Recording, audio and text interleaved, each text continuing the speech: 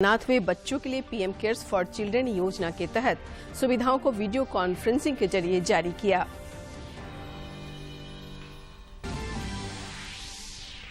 भाजपा ने पार्टी के वरिष्ठ नेता आदित्य साहू को बनाया राज्यसभा उम्मीदवार। महागठबंधन की ओर से आज प्रत्याशी के नाम की हो सकती है घोषणा।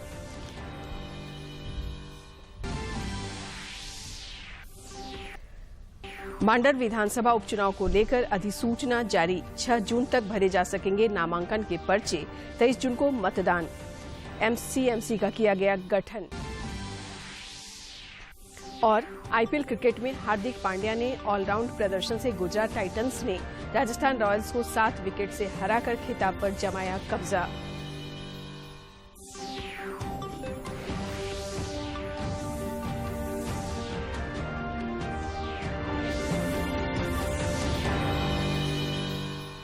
नमस्कार, खबरें झारखंड में आपका स्वागत है। मैं हूं शीला और अब समाचार विस्तार से।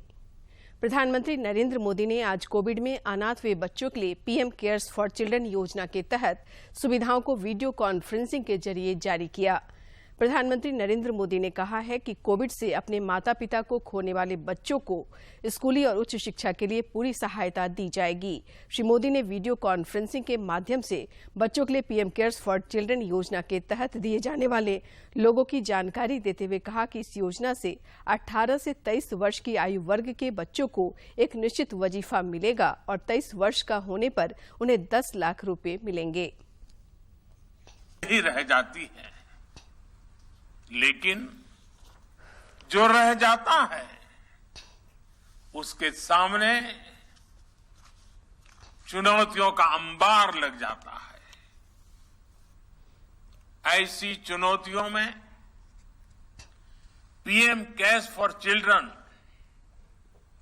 आप सभी ऐसे कोरोना प्रभावित बच्चों की मुश्किलें कम करने का एक छोटा सा प्रयास है। जिनके माता और पिता दोनों नहीं रहे, साथियों, पीएम केयर्स फॉर चिल्ड्रन इस बात का भी प्रतिबिंब है कि हर देशवासी पूरी संवेदनशीलता से आपके साथ है। मुझे संतोष है कि बच्चों की अच्छी और अबाधित पढ़ाई के लिए उनके घर के पास के ही सरकारी या फिर प्राइवेट स्कूलों में उनका एडमिशन कराया जा चुका है। पीएम केयर्स के जरिए ऐसे बच्चों की कॉपी, किताबों और यूनिफॉर्म्स के खर्चों को भी उठाया जाएगा। अगर किसी को प्रोफेशनल कोर्स के लिए, हायर एजुकेशन के लिए एजुकेशन लोन चाहिए होगा तो पीएम केयर्स उसमें भी मदद करेगा। रोजमर्रा की दूसरी जरूरतों के लिए अन्य योजनाओं के माध्यम से उनके लिए 4,000 रुपये हर महीने की व्यवस्था भी की गई है। झारखंड समेत देश भर में कोरोना से जंग जारी है और लगातार कोरोना वीरों को इस खतरनाक वायरस पर विजय मिल रही है। देश में पिछले 24 घंटे के दौरान कोरोना के 2,706 नए मामले सामने आए हैं, जबकि इस अवधि में 2,070 संक्रमित स्वस्थ भी हुए हैं। केंद्रीय स्वास्थ्य मंत्रालय के अनुसार देश में कोविड के 17,698 मामले सक्रिय हैं। देश में कोरोना को शिकस्त देने में टीकाकरण अभियान भी बेहद कारगर सिद्ध हुआ है और अब तक 1,93,61,57,352 से अधिक कोविड रोधी टीके लगाए जा चुके हैं। प्रधानमंत्री नरेंद्र मोदी के नेतृत्व में केंद्र सरकार आज 8 वर्ष पूरे कर रही है। इस अवसर पर भारतीय जनता पार्टी देश भर में बूथ स्तर तक 8 साल सेवा, सुशासन और गरीब कल्याण पखवाड़ा मना रही है। भाजपा नेता और पदाधिकारी 8 अभियानों और कार्यक्रमों के माध्यम से जनता के बीच जाएंगे और केंद्र सरकार के कार्यों और उपलब्धियों की चर्चा करेंगे। कार्यक्रम के पहले दिन किसान मोर्चा द्वारा विधानसभा स्तर पर वृक्षारोपण और तालाब सफाई का कार्यक्रम आयोजित किया जाएगा। दूसरे दिन महिला मोर्चा की कार्यकर्ताओं द्वारा सामुदायिक स्वास्थ्य केंद्र, आंगनवाड़ी पर स्वास्थ्य परीक्षण शिविर लगाया जाएगा। प्रधानमंत्री नरेंद्र मोदी के नेतृत्व में झारखंड समेत देश भर में कई कल्याणकारी योजनाएं चलाई जा रही है। ऐसी ही एक योजना है जल जीवन मिशन, जिसके तहत रांची के लोगों को नल से जल मुहैया कराया जा रहा है।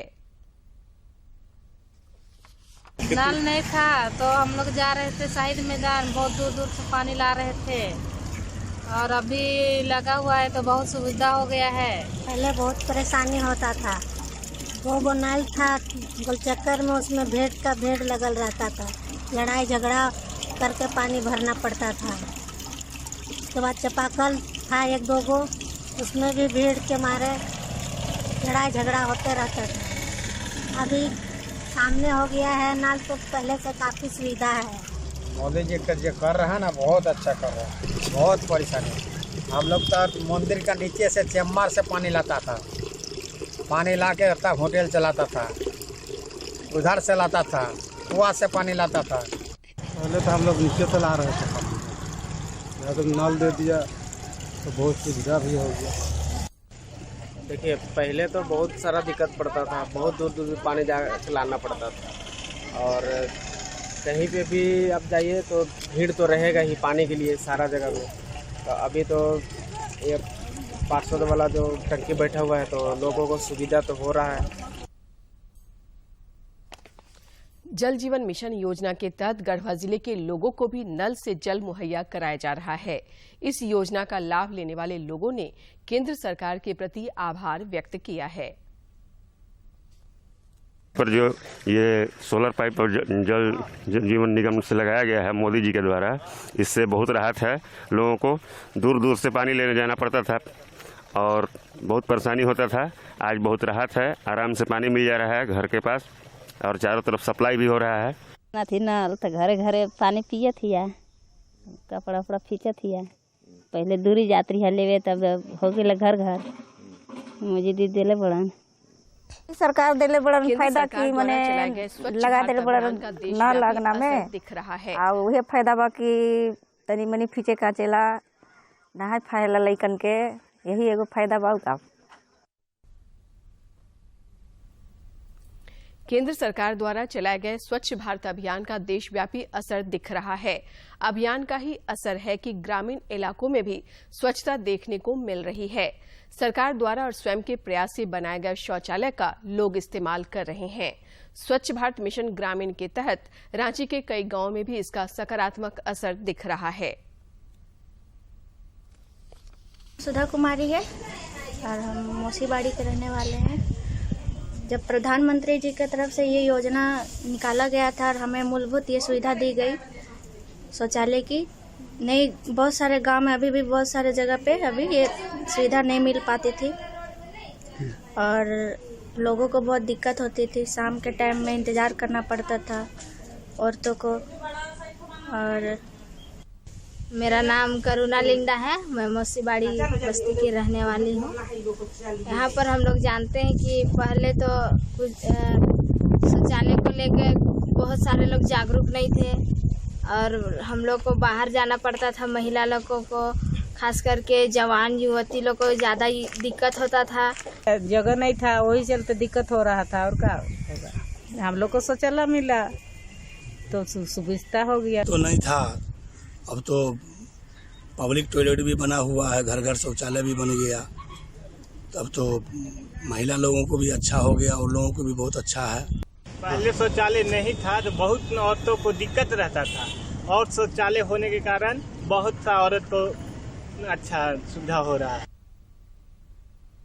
झारखंड में राज्यसभा की 2 सीटों के लिए होने वाले चुनाव को लेकर राजनीतिक सरगर्मी तेज हो गई है।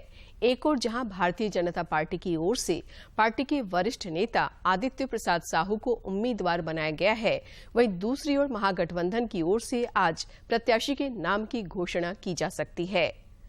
रांची जिले के मांडर विधानसभा उपचुनाव को लेकर आज अधिसूचना जारी होने के साथ ही नामांकन की प्रक्रिया शुरू हो गई है। अधिसूचना के अनुसार नामजदगी के पर्चे 6 जून तक भरे जा सकेंगे। रांची के जिला निर्वाचन पदाधिकारी सह उपायुक्त छवि रंजन ने बताया कि मांडर विधानसभा उपचुनाव के सिलसिले में 23 जून को मतदान होगा और मतगणना 26 जून को होगी। विधानसभा उपचुनाव को लेकर एमसीएमसी का गठन किया गया है। पति की लंबी उम्र और अखंड सौभाग्यवती के लिए आज महिलाएं वट सावित्री की पूजा कर रही हैं। देवघर जिले के विभिन्न चौक चौराहों पर स्थित बरगद के पेड़ के समीप बड़ी संख्या में महिलाओं ने पूजा अर्चना की और अपने पति की लंबी आयु की कामना की।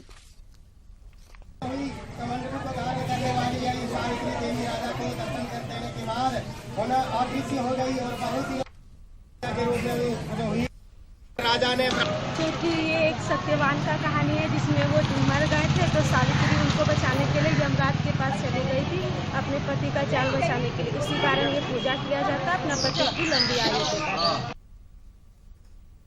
इधर रामगढ़ जिले में भी वट सावित्री की पूजा को महिलाओं में खासा उत्साह देखा जा रहा है। पुजारी मुरारी पंडित ने बताया कि महिलाएं अपने परिवार के सुख, शांति, समृद्धि एवं पति के दीर्घायु होने के लिए वट सावित्री पूजा करती हैं। मनाती है ना। तो सावित्री ने अपने पति का सतवान के लिए पूजन किया था।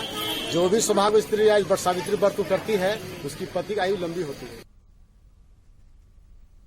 राजधानी रांची में भी बड़ी संख्या में महिलाओं ने अखंड सौभाग्य की कामना के लिए सुहागिन महिलाओं ने आज वट सावित्री की पूजा अर्चना की और अपने पति की दीर्घायु की कामना की।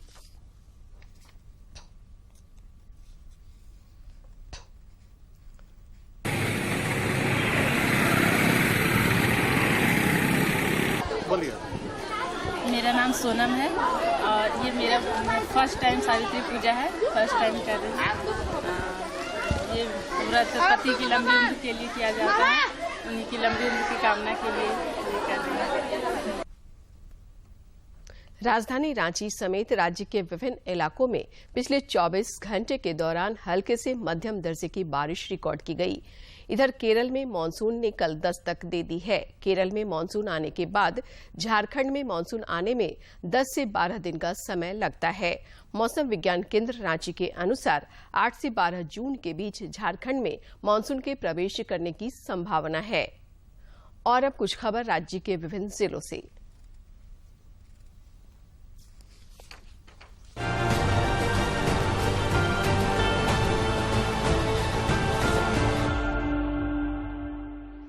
प्रदेश भाजपा की ओर से 5 जून को बिरसा मुंडा विश्वास रैली का आयोजन रांची स्थित मुरहाबादी मैदान में आयोजित किया जाएगा।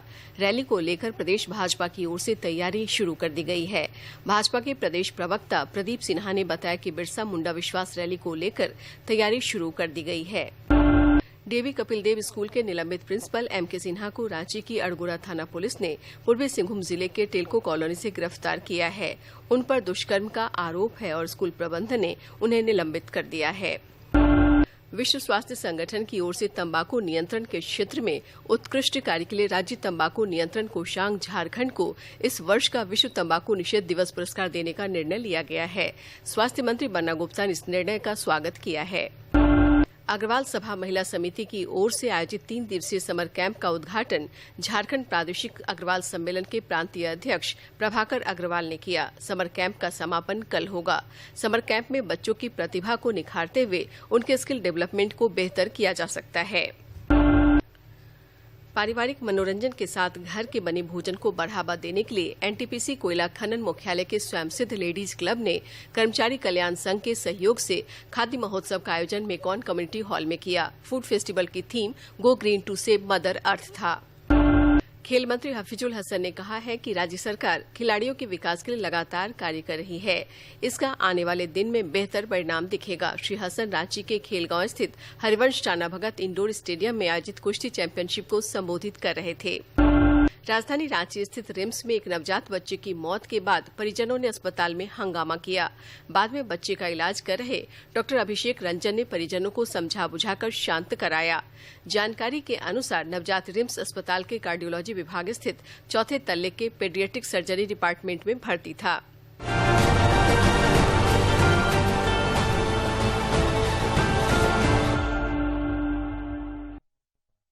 झारखंड पर पल पल की खबरों से जुड़े रहने के लिए आप हमारे social media platform Twitter, Facebook और यूट्यूब से जुड़ सकते हैं, क्योंकि खबरों से जितना बाखबर रहना जरूरी है, उससे ज्यादा जरूरी है सटीक, संतुलित और निष्पक्ष समाचार।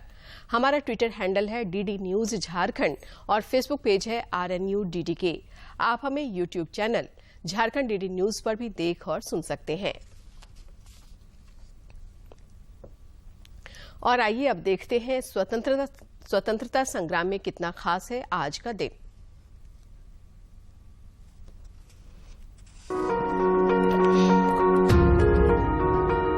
हिंदी भाषा में पत्रकारिता के आरंभ की स्मृति में भारत में हर साल 30 मई को मनाया जाता है हिंदी पत्रकारिता दिवस। 30 मई 1826 को भारत का पहला हिंदी समाचार पत्र उदंत मार्तंड प्रकाशित हुआ था, जिसे पंडित जुगल किशोर शुक्ल ने कलकत्ता से प्रकाशित किया था। यद्यपि आर्थिक समस्याओं के कारण ये समाचार पत्र लंबे समय तक प्रकाशित नहीं किया जा सका, लेकिन इसने देसी भाषा में प्रेस को प्रोत्साहन दिया और देश के कोने कोने तक राष्ट्रवादी धारणा पहुंचाने में सहायता की। सन 1857 में भारत के प्रथम स्वतंत्रता संग्राम ने ब्रिटिश औपनिवेशिक सत्ता की बर्बर तानाशाही के प्रति नई चेतना विकसित की। भारतेंदु हरिश्चंद्र को हिंदी क्षेत्रों में सामाजिक, आर्थिक और शैक्षिक सुधारों को प्रोत्साहन देने की प्रेरणा मिली। 1868 में उन्होंने काशी से कवि वचन सुधा के प्रकाशन के माध्यम से हिंदी लेखकों को प्रेरित किया।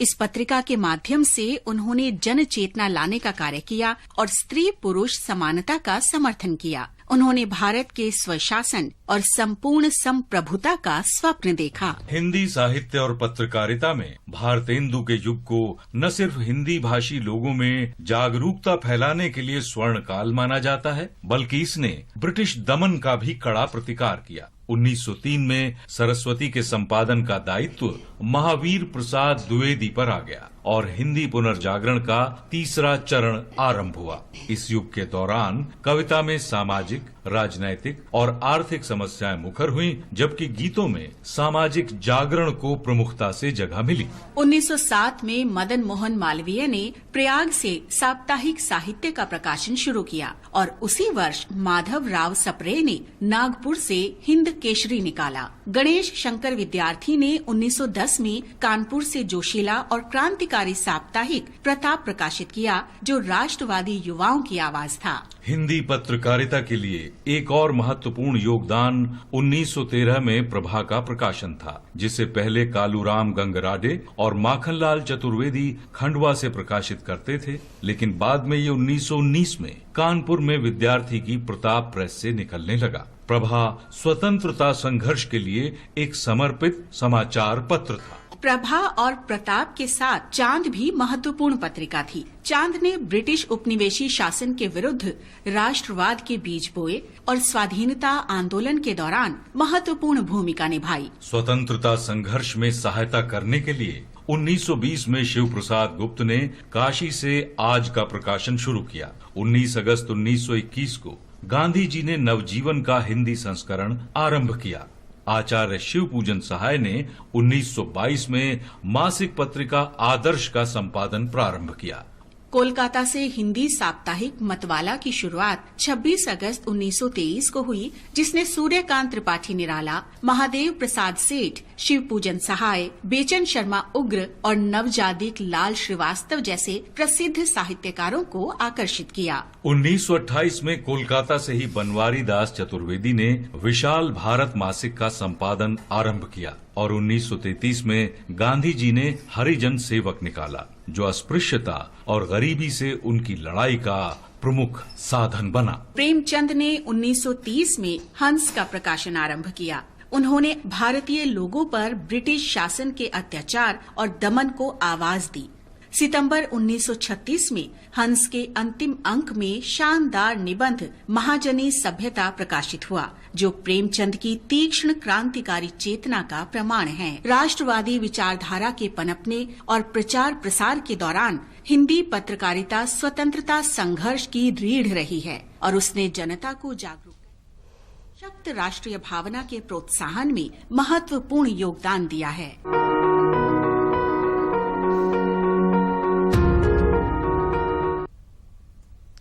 भारतीय जीवन बीमा निगम आज लाभांश भुगतान पर विचार करने और वित्तीय नतीजों को मंजूरी देने के लिए बैठक करेगी। जीवन बीमा निगम आज लाभांश भुगतान पर विचार करने और वित्तीय नतीजों को मंजूरी देने के लिए एक बैठक करेगी। LIC 17 मई को शेयर बाजारों में सूचीबद्ध हुई है। कंपनी ने कहा है कि निदेशक मंडल की बैठक में चौथी तिमाही के एकल और एकीकृत वित्तीय नतीजों पर विचार किया जाएगा और उसे मंजूरी दी जाएगी।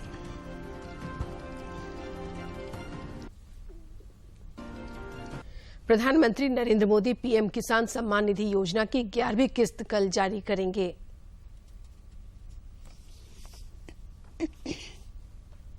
प्रधानमंत्री नरेंद्र मोदी किसानों के लिए संचालित प्रधानमंत्री किसान सम्मान निधि योजना के तहत 21,000 करोड़ रुपए की 11वीं किस्त कल यानी 31 मई को जारी करेंगे, जिससे 10 करोड़ से अधिक किसानों को लाभ मिलेगा। केंद्र सरकार पूर्वोत्तर में 1,34,000 करोड़ रुपए से अधिक लागत की कई रेल, सड़क एवं हवाई संपर्क परियोजनाओं का क्रियान्वयन कर रही है।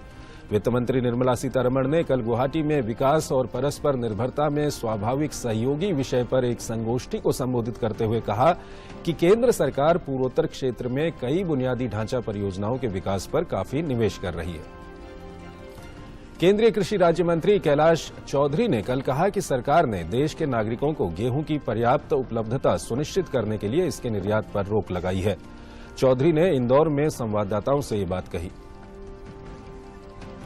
केंद्रीय ऊर्जा मंत्रालय ने कल केंद्रीय विद्युत प्राधिकरण को शक्ति B8A के तहत कोयले का उपयोग करने वाले बिजली संयंत्रों के लिए घरेलू कोयले की पात्र मात्रा निर्धारित करने का निर्देश दिया। IPL क्रिकेट में गुजरात टाइटंस ने राजस्थान रॉयल्स को 7 विकेट से हराकर पहली बार इंडियन प्रीमियर लीग का खिताब जीत लिया। टीम गुजरात टाइटंस ने T20 लीग के 15वें सीजन का खिताब जीत लिया है। गुजरात ने IPL 2022 के खिताबी मुकाबले में राजस्थान रॉयल्स के खिलाफ 7 विकेट से जीत हासिल की। अहमदाबाद के नरेंद्र मोदी स्टेडियम में खेले गए इस फाइनल मुकाबले में हार्दिक पांड्या की कप्तानी में गुजरात की टीम ने 3 विकेट खोकर 131 रन के लक्ष्य का सफलतापूर्वक पीछा किया।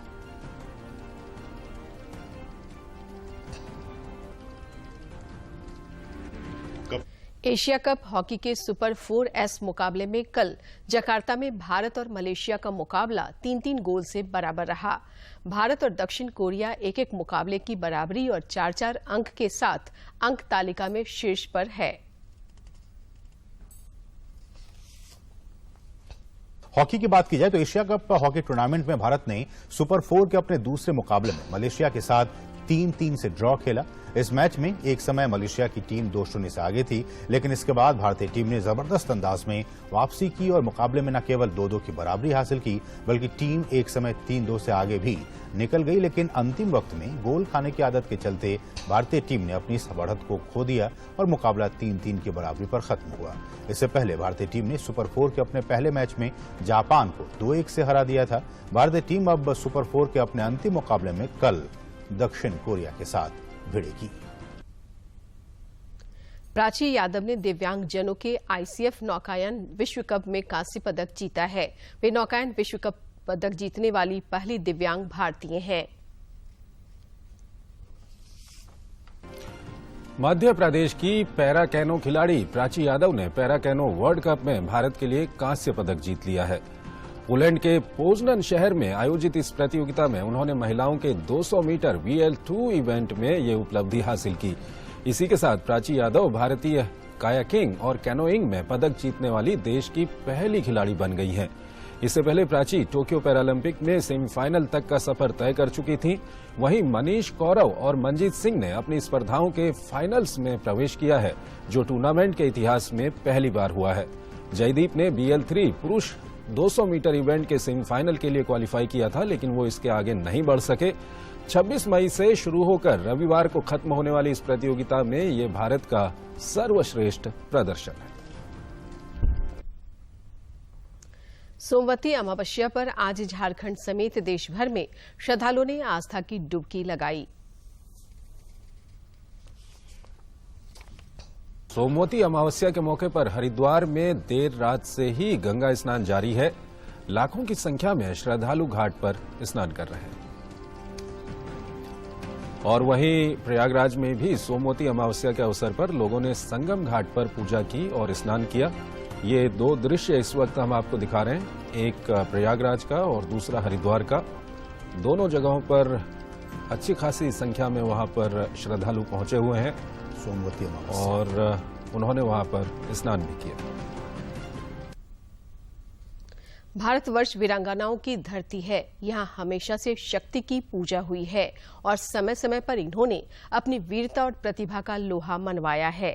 आज हम आपको झारखंड की ऐसी ही कुछ महिलाओं से मुलाकात करा रहे हैं जिन्होंने ग्रामीण इलाकों में सैनिटरी पैड के इस्तेमाल को लेकर जागरूकता की मुहिम शुरू की, जो आज उनके आत्मनिर्भर होने की बानगी भी बन रहा है।